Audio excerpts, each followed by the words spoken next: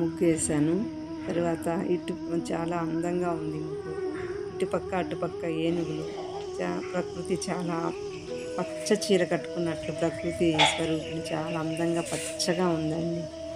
తర్వాత కాఫీకి పాలు పెట్టుకున్నాను. కాఫీ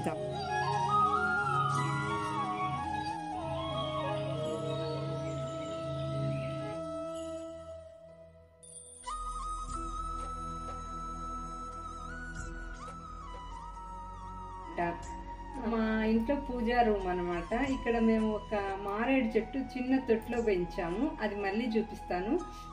తొట్టిలో పెంచుండేది ఆకు చూడండి. మారేడు పత్రి ఎంత పెద్దది ఉందో, బెల్వదళం అని కూడా అంటారు. చూడండి ఎంత పెద్దది వచ్చిందో చూడండి. ఇదిగో మనం చూడండి ఈశ్వరుడికి దళం కదా, మన చిన్న శివలింగానికి. శివయ్య చూడండి మా పూజారు ఇప్పుడే పూజ చేశాను. ఇంకొక మాల గట్టి వెయ్యాలి రాముల వారికి. మాల రాముల వారికి ఎంత బాగా కట్టాను. నందివర్ధనాలు తులసితో.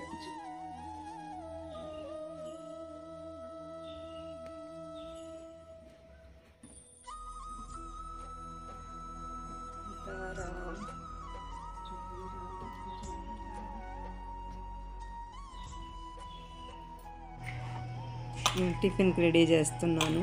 చపాతీ పూరి చేసుకున్నామని మా మనవడికి పూరి ఇష్టం కాబట్టి వాడి కోసం పూరి, మళ్ళీ మాకు చపాతీ రెడీ చేస్తున్నాను. అయిపోయింది చపాతీ. కుర్మా చేసేసాము. Tiffin ready. Water, detox water తాగండి, చాలా మంచిది. మా పెరట్లో కాసిన నిమ్మకాయ, తర్వాత కీరకాయ, మా చిన్న కుండీలో పెంచిన పుదీనాతో అల్లము వాటరు వేసి కలిపాను. తాగండి, చాలా మంచిది. ఉదయాన్నే ఇవి తాగండి. మొహం ఎంత గ్లో వస్తుందో, రక్తం శుద్ధి అయ్యి మంచిగా ఉంటుంది. మొహం మెరుస్తూ కనపడుతుంది.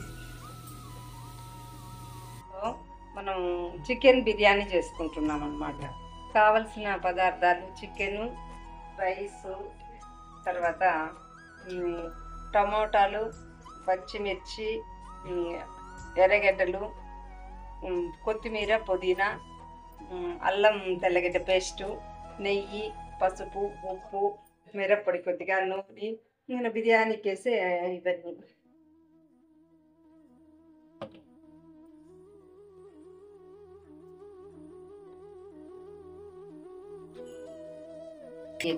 నెయ్యి కొంచెం, సాల్ట్,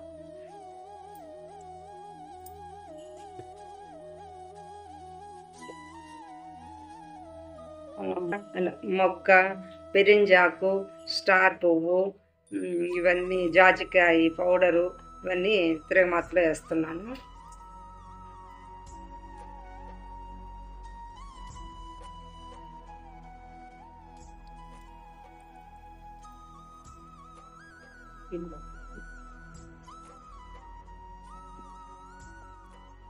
బిర్యానీ ఆకు కొంచెం కలర్ మారాలన్నమాట, అట్లాగే ఉండకూడదు. ఇదిగో ఇప్పుడు బాగా వేగుంది. ఇప్పుడు మనము ఉల్లిపాయలు, తర్వాత పచ్చిమిర్చి వేస్తుంది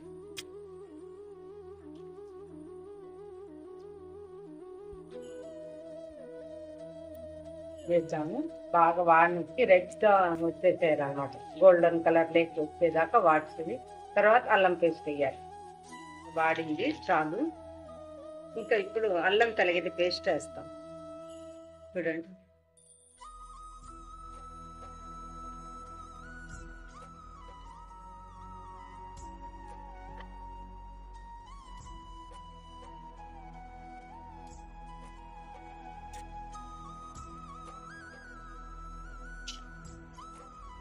అల్లం తెల్లగడ్డ పేస్ట్ కొంచెం ఎర్రగా వచ్చేదాకా వేయించుకోవాలి. తర్వాత టమాటో, అల్లం తెల్లగడ్డ పేస్ట్ బాగా ఎర్రగా వచ్చేదాకా వేయించుకోవాలన్నమాట.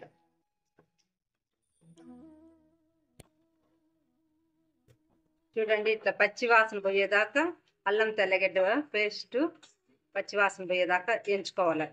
మంచి స్మెల్ వస్తుంది మనకు, ఏగిన స్మెల్. అప్పుడు టమాటాలు వేసేయాలన్నమాట. పప్పులు వేస్తాం.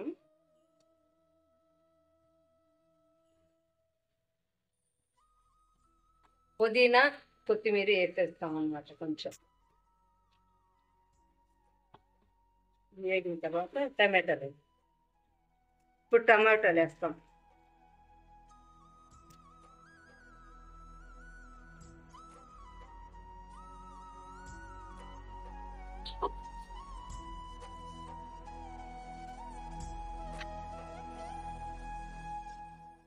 ఇట్లాగా వాడాలన్నమాట. చూడు ఎంత బాగా వాడిందో.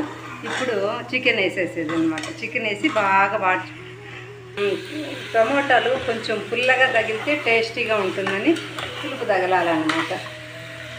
అందుకు కొంచెం ఎక్కువ వేసిండేది.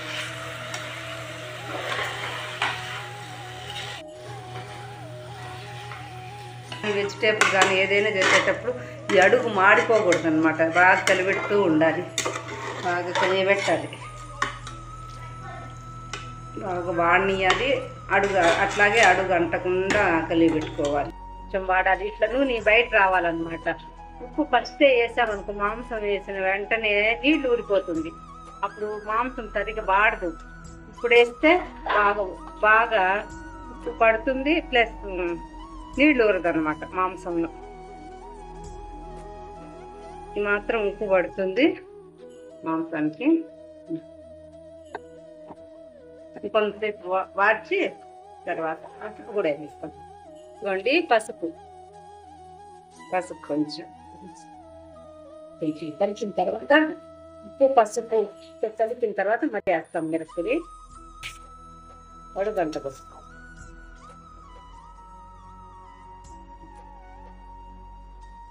చాలు.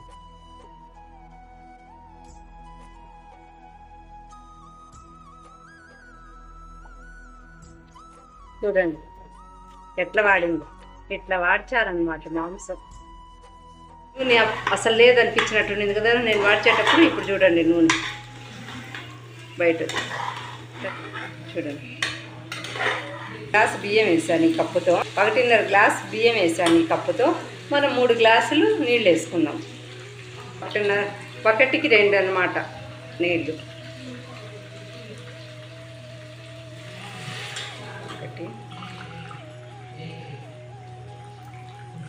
1 2 3 నీళ్ళు తెల్లిన తర్వాత బియ్యం వేసేసి మళ్ళీ ఉప్పు కావాలన్నా చూసుకోవచ్చు అన్నమాట. ఇప్పుడే వేసుకోవచ్చు ఉప్పు. చూడమ్మా బియ్యం చూడండి, బియ్యం వేస్తున్నాం.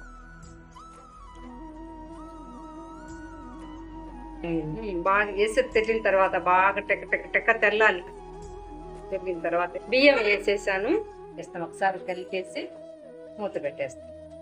ఇంకా బిర్యానీ రెడీ అయిన తర్వాత తీస్తాం.